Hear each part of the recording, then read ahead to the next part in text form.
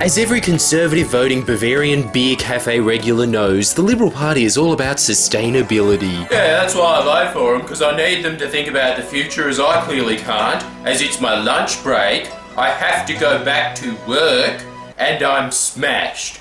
Geez, my boss must be glad he hired me, because in terms of productive work today, that's the end of that. We want to make our future sustainable. If I may read from our Federal President Richard Alson's party-approved dictionary, a sustainable future is clearly defined as becoming the worst developed nation on climate change action in the world. Tick. Because if one of the 6 billion people projected to die from current carbon emission trends isn't the rapper future, then we've made our future sustainable. We're more interested in the second part of the Liberal Party definition of sustainability, which is a balanced budget. Guys, we did it. We turned the little figure on our budget from red to black. We're sustainable now, and oh no, I shouldn't have gone outside. And how are they going to bring us to this utopic, some like it hard future? Well, looks like it's time to lug out the old Liberal Party cookie cut solution Wheel of Fortune. Give that a spin, and today it is... Oh my god, it's everyone's favourite. It's kicking poor people when they're down. I knew I wore my steel cap boots for something. With a new twist on a tried and true classic. This time attacking their own support base, which is anyone you see once a year at Christmas who hasn't worked a single day since Fraser was in power and yet still yells at you. Why don't you get a job shooting pigs in the Nullarbor, James? You like nature and animals? Well, I'm still at uni at the moment, Grandma. Rubbish. Don't lie to me, James. I was listening to the radio the other day and they were saying that nobody's getting any jobs out of university anymore. Go into the Nullarbor and shoot pigs. Pensioners. Those poor old senile confused prunes whose house is covered in pigeons, and if you ever went into their toilet you'd see the ghost of their husband on the John moaning, "Your understanding of manners is despicable." Are now being told over and over that the age of entitlement is over and that we need to make the pension sustainable and affordable for decades to come. And I reckon I can sustainably turn the government into me walking past a bum when she asks, "Spare change, please." Huh?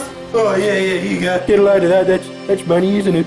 Thank you. She didn't mean that. Hard thing to do when Joe Hockey's current plan for making Australia sustainable is to reverse any progress we've made on climate change and make the pension 16% of the average weekly earnings of a human being in 2055. But at the same time, are we going to do anything about superannuation tax cuts, which cost far more than the pension does and is scoffed down by the wealthiest 10% in this country, who gobble up a third of all super concessions? Yeah, we're going to have a fair dinkum conversation about superannuation tax reform. Leader for the times. Having all the courage in the world to attack the pension, which costs Australia $39 billion a year, while superannuation tax cuts cost $35 billion, and next year will balloon to $50 billion.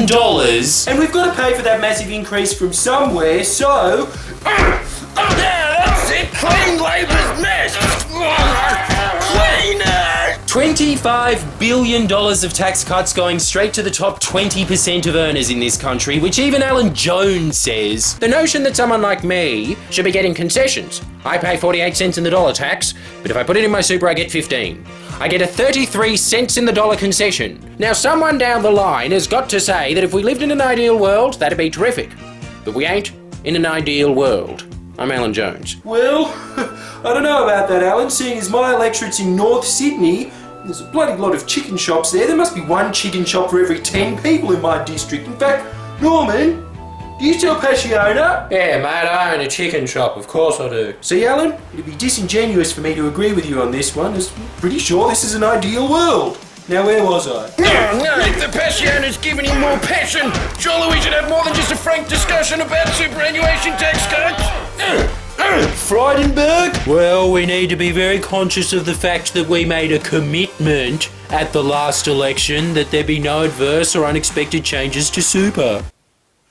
I don't know what to say, frankly. The Liberals are concerned with breaking a promise. The political party that broke the world record, 25 broken promises in 150 days, and is currently at a tally of 50. They're concerned with their integrity and valor in the eyes of the public, that by the way, they also promised there'd be no changes to pensions. Yet when it comes to the senior citizen welfare that affects the top 10% of society, rather than the bottom 70%, A promise is a promise, and just like any action film when the protagonist is talking to a child, I'm gonna keep my promise, Billy. Yes, 90-year-old real-life Scrooges are our future. Thanks for looking out for me, Frydenberg. Yep.